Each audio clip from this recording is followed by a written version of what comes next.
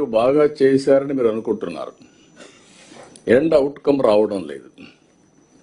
మీరు బాగా చేశామని అనుకుంటున్నాం నేను కూడా, కానీ ప్రజలు మెచ్చడం లేదు. ప్రజల్లో మన పట్ల వ్యతిరేకత వచ్చేసింది. మనం పని చేస్తున్నాం అని అనుకుంటున్నాం కానీ ప్రజలు మాత్రం మన పట్ల సంతృప్తిగా లేరు. ఈ మాటలన్నది ఎవరో కాదు, ఏపీ ముఖ్యమంత్రి చంద్రబాబు నాయుడు కలెక్టర్లను ఉద్దేశించి మాట్లాడిన మాటలివి. ముఖ్యమంత్రి బహిరంగంగా తన పాలన పట్ల ప్రజల్లో అసంతృప్తి ఉందని వ్యాఖ్యానించడం ఇప్పుడు సంచలనం రేపుతోంది. సహజంగా చంద్రబాబు నాయుడు ఎప్పుడూ దేనికి భయపడరు. చివరి నిమిషం వరకు ఆయన స్పందించరు. ఎవరు ఏం చెప్పినా కూడా అంగీకరించరు. అలాంటి సిబిఎన్ తన పాలన బాలేదని, ప్రజల్లో అసంతృప్తి ఉందని తానే భయపడిపోవడం పార్టీలోనూ నాయకుల్లోనూ కొత్త ఆందోళన సృష్టించింది. ఏడాదిన్నర కూటమి పాలనపై ప్రజల్లో అసంతృప్తి ఉన్నమాట వాస్తవం. కానీ ముఖ్యమంత్రి స్వయంగా ఆ విషయాన్ని బయటకు చెప్పడమే అందరినీ ఆశ్చర్యంలో పడేసింది. చంద్రబాబు మాటల వెనుక వాస్తవం కూడా లేకపోలేదు. ఎమ్మెల్యేలపై ప్రజల్లో విపరీతంగా వ్యతిరేకత వచ్చేసింది. ముఖ్యంగా ఎవరికి వాళ్లే ఎగబడిపోతూ దోచుకు తినేస్తున్నారు అనే భావన ప్రజల్లో బాగా వచ్చింది. ముఖ్యంగా ఇసుకను ఫ్రీగా ఇస్తున్నామని ప్రభుత్వం చెప్తున్నప్పటికీ రాష్ట్రంలో ప్రతి ఇసుక రీచ్ ఎమ్మెల్యేల కబంధ హస్తాలు చిక్కుకున్నాయి. ఒక్కొక్క ఎమ్మెల్యే నెలకు ఇసుక రీచ్లపై 2-3 కోట్ల రూపాయల పైగా సంపాదిస్తున్నారని బహిరంగంగానే ఆరోపణలు వస్తున్నాయి. ఇక లిక్కర్ షాపులు లైసెన్సులు ఎమ్మెల్యేలే బినామీ పేర్లతో దక్కించుకున్నారని, ఎమ్మెల్యేలే బెల్ట్ షాపులు కూడా నడుపుతున్నారు అనేది అందరికీ తెలిసిందే. ప్రతి పనికి నియోజకవర్గాల్లో రేట్లు పెట్టేశారని, 500 గజాల స్థలంలో ఇల్లు కట్టుకోవాలన్నా ఎమ్మెల్యే అనుమతి లేకుండా జరగడం లేదని జనంలో బాగా టాక్ నడుస్తోంది. ఇక మరికొందరు మంత్రులు బహిరంగంగానే భూ కబ్జాలకు, మైనింగ్ వ్యాపారాలకు తెగబడుతున్నారు. 100 కోట్లు ఖర్చు పెట్టి ఎన్నికల్లో గెలిచాం, సంపాదించుకోకపోతే ఎలా అని ఓపెన్ గానే ప్రశ్నిస్తున్నారు ఎమ్మెల్యేలు. టీడీపీ ఎమ్మెల్యేలతో జనసేన ఎమ్మెల్యేలు అవినీతిలో పోటీ పడుతున్నారు. యలమంచిలి జనసేన ఎమ్మెల్యే పారిశ్రామికవేత్తలను బహిరంగంగా బెదిరిస్తున్నారని ఆరోపణలు వచ్చాయి. పోలీసుల బదిలీలో పదోన్నతుల్లో కోట్ల రూపాయలు చేతులు మారాయి అని ఆరోపణలు వినిపిస్తున్నాయి. మంత్రులు ఎమ్మెల్యేలు తెగబడి హైదరాబాద్లో ఆస్తులు కొంటున్నారని, వీకెండ్కు ఎవ్వరూ అమరావతిలో ఉండడం లేదని, ముఖ్యమంత్రి ఉప ముఖ్యమంత్రితో సహా అందరూ హైదరాబాద్ పరిగెత్తుకుంటూ వచ్చేస్తున్నారని విషయం జనంలోకి బాగా వెళ్లిపోయింది. మీరు బాగా చేశారని మీరు అనుకుంటున్నారు. ఎండ్ అవుట్కమ్ రావడం లేదు. మీరు బాగా చేశామని అనుకుంటున్నాం నేను కూడా, కానీ ప్రజలు మెచ్చడం లేదు.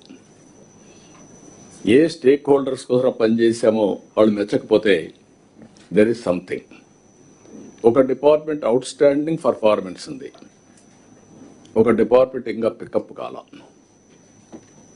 ఇలాంటివి కూడా సమస్యలు ఉన్నాయి. డిప్యూటీ సీఎం పవన్ కళ్యాణ్ స్వయంగా విశాఖలో భూ కబ్జాలు పెరిగిపోయాయని, తక్షణం వాటిని కంట్రోల్ చేయాలని అధికారులను ఆదేశించారంటే పరిస్థితి ఎంత తీవ్రంగా ఉందో అర్థం చేసుకోవచ్చు. 2024 ఎన్నికల్లో గంజాయి ఒక ప్రధాన అంశం. చంద్రబాబు సర్కార్ వచ్చి ఏడాదిన్నర అయినా రాష్ట్రంలో గంజాయిని అరికట్టలేకపోయారు. అధికార పార్టీ నేతలే గంజాయికి పరోక్షంగా సహకరిస్తున్నారు అనేది ఆరోపణ.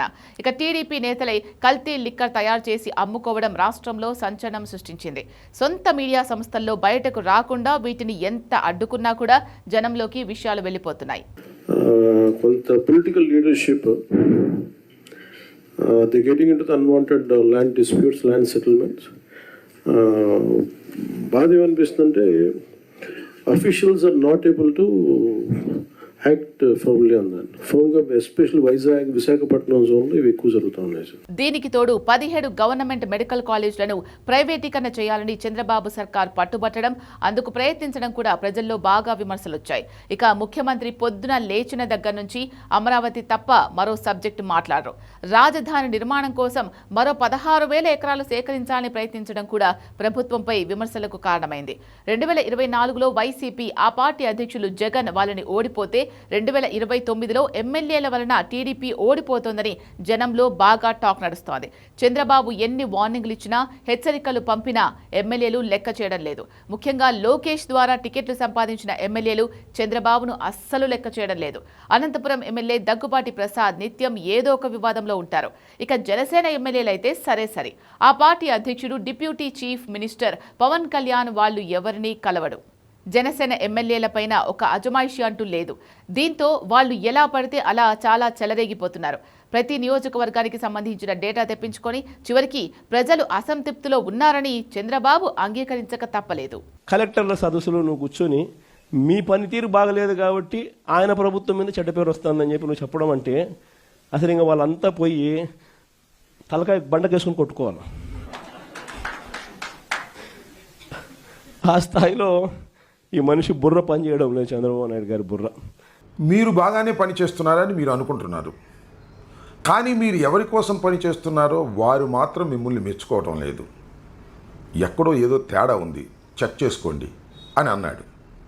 కలెక్టర్లు కినుక వహిస్తారేమోననేటువంటి ఉద్దేశంతో నేను కూడా బాగా పనిచేస్తున్నాను అనుకుంటున్నాను, కానీ ఆశించిన ఫలితాలు రావటం లేదు, ప్రజలు మెచ్చుకోవటం లేదు అనేటువంటి మాట మాట్లాడారు. అంటే ఈ 18 మాసాల్లో సక్రమంగా మనం పని చేయలేకపోయాము, ప్రజలు కూడా మనం మెచ్చుకునేటటువంటి పరిస్థితిలో లేదు అనేటువంటి మాట సాక్షాత్తు ముఖ్యమంత్రి చంద్రబాబు నాయుడు గారే తన పాలన గురించి వ్యాఖ్యానించాడంటే ఎంత ఫ్రస్ట్రేషన్లో ఉన్నాడో మనకు చాలా నాలుగోసారి ముఖ్యమంత్రి అయ్యాక చంద్రబాబులో కీర్తి ప్రతిష్టలపై విపరీతంగా మోజు పెరిగింది. బహుశా తనకి ఇదే ఆఖరి అవకాశం అని అనుకుంటున్నారేమో. పర్సనల్ ప్రమోషనల్ పిచ్చిలో పడ్డారు. అడ్మినిస్ట్రేషన్ అంతా లోకేష్ వదిలేశారు. ఈ విషయం క్లియర్గా ఎమ్మెల్యేలందరికీ వెళ్ళిపోయింది. దీంతో ఎవరికి వాళ్లే చిల్లరైపోతున్నారు. ఉమ్మడి రాష్ట్రంలో 294 నియోజకవర్గాల్ని అడ్మినిస్ట్రేషన్ చేయగలిగిన చంద్రబాబు ఇప్పుడు ఏపీలో 175 నియోజకవర్గాలను అడ్మినిస్ట్రేషన్ చేయడానికి కింద మీద పడుతున్నారు. చివరికి ఏడాదిన్నరకి తన పాలన పట్ల ప్రజలు అసంతృప్తిగా ఉన్నారని ఆయన బహిరంగంగా కామెంట్స్ చేయాల్సి వచ్చింది.